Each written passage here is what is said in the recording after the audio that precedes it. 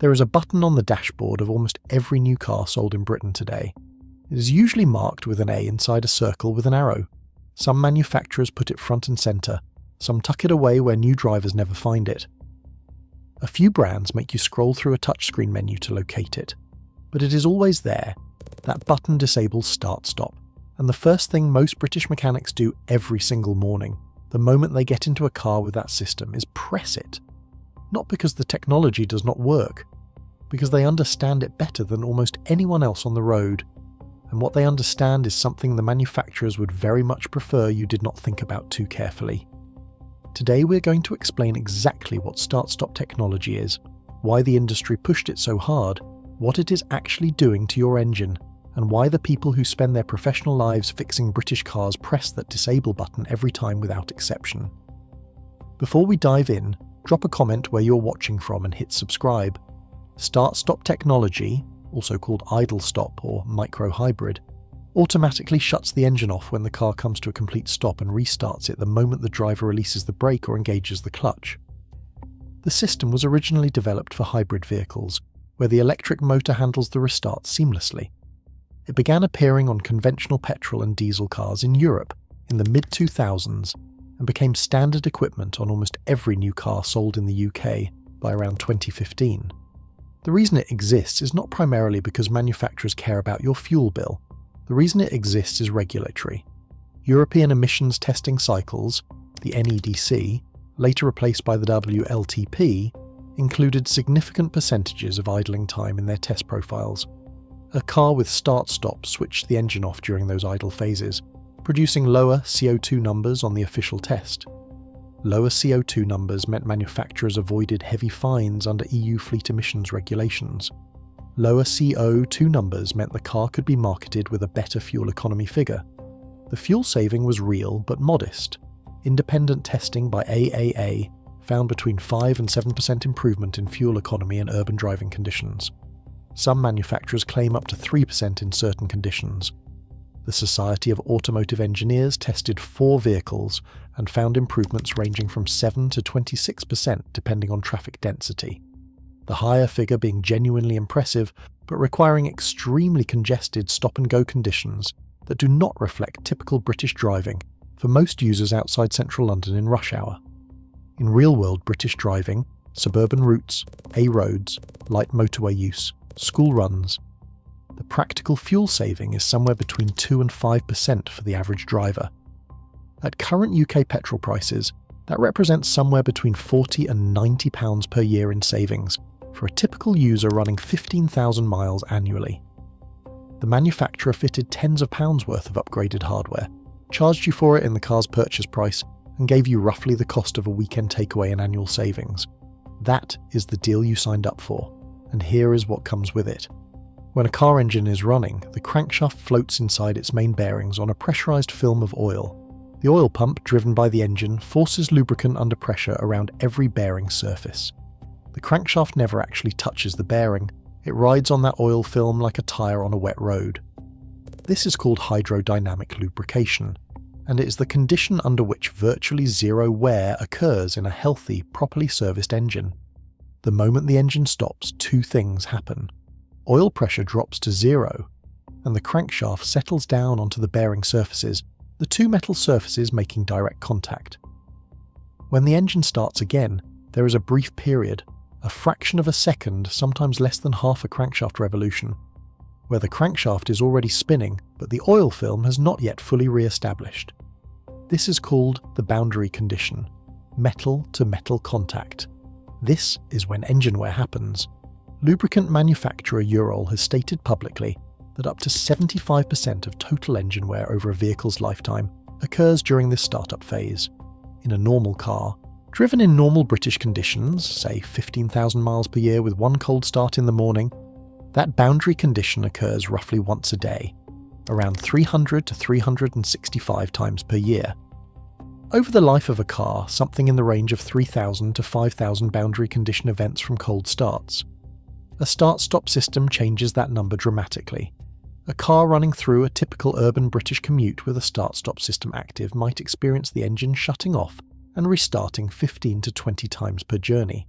At traffic lights, at junctions, in queues, at pedestrian crossings, in school zone traffic. For a driver doing 2 commutes per day, that is 30 to 40 restart events in a working day.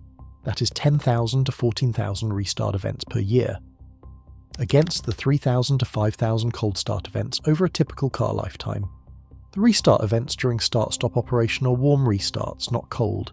The engineering argument in favour of start-stop is that warm restarts are significantly less damaging than cold ones. Because the oil retains its viscosity, the metal components are already at operating temperature, and the boundary condition is much briefer. This is true, and bearing manufacturers have responded to start-stop by developing improved materials. Federal Mogul's IROX bearing, with a polymer coating reducing the coefficient of friction by 50% compared to conventional aluminium bearings, is one example. Modern engines designed for start-stop are spec'd, with bearings rated for 250,000 to 300,000 start cycles, rather than the 100,000 typical of older designs. Honest John, one of the UK's most read independent car advice sources, stated clearly that it is reasonable to say that stop-start systems will generate more wear on components such as the starter motor and the crankshaft main bearings. For a fraction of a second, the crankshaft rotates within the bearings without oil, so a stop-start engine will experience this wear more often than one without. That is not a fringe opinion from a conspiracy-minded YouTube mechanic. That is the mainstream, cautious, fair-minded conclusion of the automotive engineering community. The wear exists. It is designed for. Whether the engineering mitigation fully compensates for the wear increase over the long-term life of a high-mileage UK car, that is the question mechanics are answering from experience, not from a manufacturer's test lab. Before we go further, tell me directly, does your current car have start-stop? And do you disable it every journey, use it occasionally, or leave it on by default? Because the split in that answer is going to be very revealing. Drop it in the comments. I want to see the data. The theoretical case about bearing wear is interesting, but mechanics are not theoreticians. They are people who see what arrives on their ramps, at what mileage, and with what symptoms, and the pattern is consistent enough that it shows up in practitioner conversation across the UK industry. The most immediate and consistent problem mechanics report with start-stop is not actually the engine bearings, it is the battery. And the battery is where the economics of start-stop become genuinely problematic for British drivers in a way that the fuel saving does not compensate for. Start-stop systems require a specialist battery. A conventional lead-acid battery is not designed to handle the charge-discharge cycling that start-stop demands. Every time the engine shuts off at a junction, the battery takes over, running the air conditioning, the infotainment, the lights, the heated seats, the electric power steering in some configurations. Every time the engine restarts, the battery delivers a power surge to the starter. This cycle happens repeatedly throughout every journey. A conventional flooded battery used in a start-stop vehicle loses between 7 and 16% of available capacity after just 1 week, according to battery specialist Battery 2U. Start-stop vehicles therefore require either an EFB, enhanced flooded battery, or an AGM, absorbent glass mat, battery, both of which are significantly more expensive than conventional units and must be replaced like for like. Fitting a conventional battery to a start-stop car in order to save money causes rapid deterioration and eventual system failure. Varta, one of the leading battery manufacturers in the UK market, states plainly, replacement with a normal battery instead of an AGM or EFB results in rapid deterioration of the battery, and a breakdown is inevitable. A GM batteries for start-stop vehicles in the UK now cost between £80 and £350 for the battery alone, with labour costs of £30 to £110 on top. For premium brand vehicles, BMW, Mercedes, Audi, battery replacement on start-stop systems also requires software coding through proprietary dealer equipment, adding further cost. That AGM battery, under the cycling demands of a start-stop system in typical British driving, has a service life of 3 to 5 years in the estimates of specialist battery suppliers. A conventional battery in a car without start-stop might last 6 to 8 years. Run the maths. A driver saving £60 a year in fuel through start-stop, replacing their AGM battery every 4 years at an average all-in cost of £250, spends £62.50 per year on battery replacements alone. Their net gain from start-stop, somewhere between nothing and £30 a year, depending on their driving pattern, before accounting for any increased wear on the starter motor itself. And then there is the starter motor. Conventional starters on pre-start stop engines were designed for around 50,000 start cycles over a vehicle's life. Modern reinforced starters fitted to start-stop vehicles are rated for 250,000 to 300,000 cycles. That is the engineering argument for the system's safety.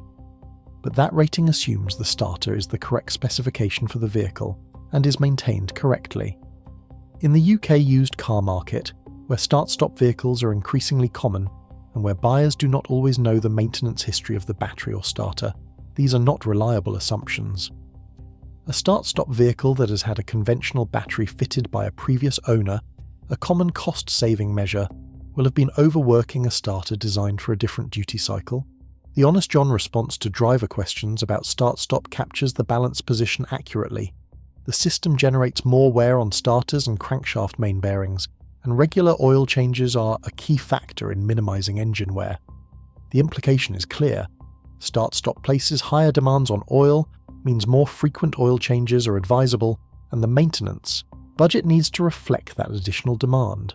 For a driver who services their car every year or every 10,000 miles, uses the correct specification oil, replaces the battery at the correct like-for-like specification when it fails, and drives mostly in heavy urban traffic where the fuel saving is maximised, start-stop is a manageable technology with modest real-world benefits. For the much larger population of British drivers who service their car at the minimum interval, use whatever battery is cheapest at Halfords, drive a mix of urban and semi-rural routes where the start-stop activation rate is lower, and own a car that is now 8 to 10 years old on its second or third owner. Start-stop is a technology that is quietly accumulating a cost and wear bill that has not been explained to them. Popular Mechanics commentator Scotty Kilmer put the mechanic's view directly. Every time you start your car, 97% of the wear is when you start the car. So do you want to keep starting and stopping it? Not if you want your car to last a long time. He added, it's plain obsolescence. The engine will wear out faster, then they'll sell you another car. Of course, the manufacturers love it. They don't want the cars to last forever. That is a deliberately sharp statement, but it identifies something real about the incentive structure behind start-stop adoption. The technology benefits manufacturers' emissions test performance. The cost of any incremental long-term wear is absorbed by the driver. The gain from fuel savings goes to the driver, but only partially, and only after subtracting the increased battery and starter replacement costs.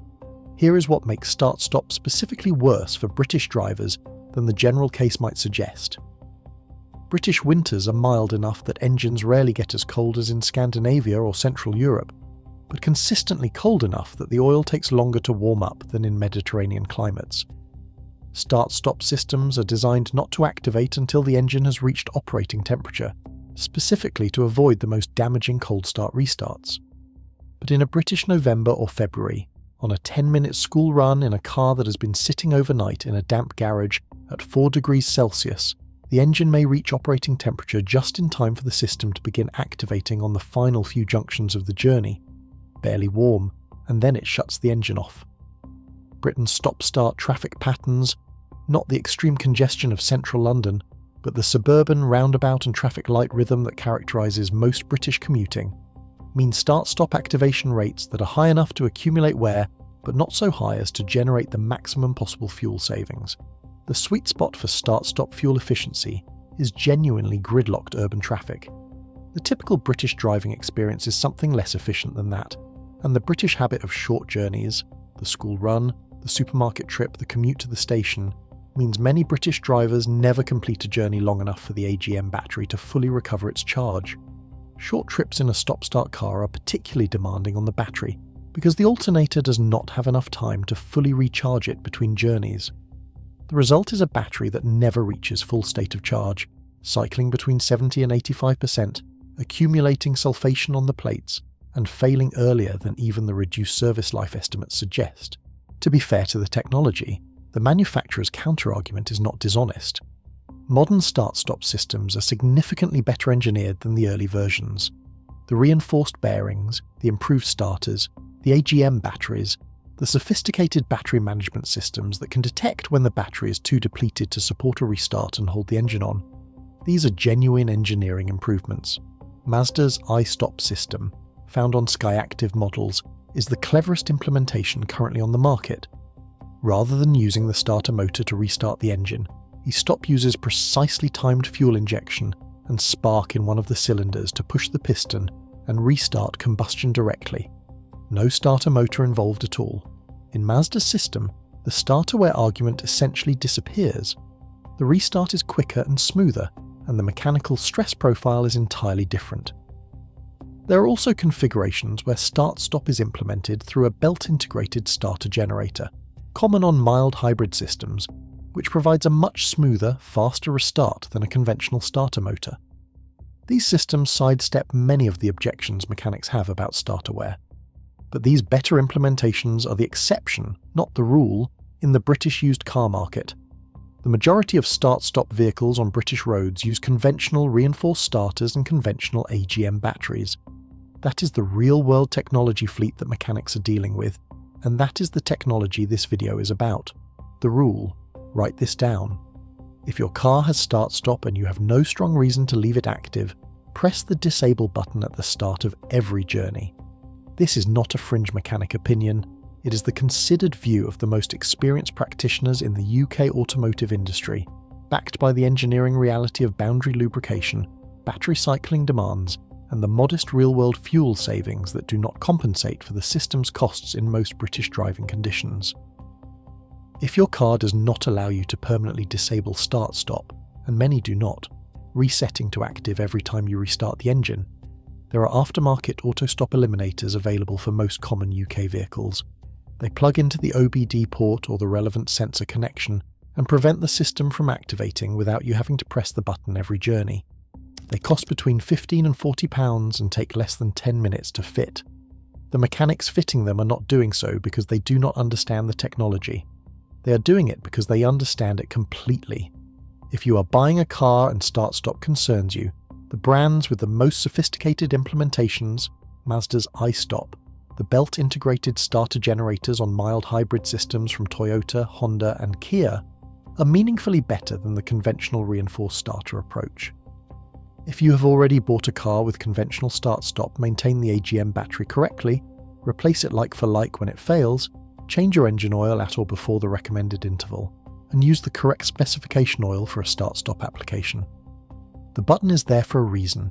The mechanics using it every morning know exactly what that reason is. If this video told you something the dealer never mentioned, subscribe now and share it with anyone driving a car built after 2015. This information is free. The repair bills when you ignore it are not. That is all.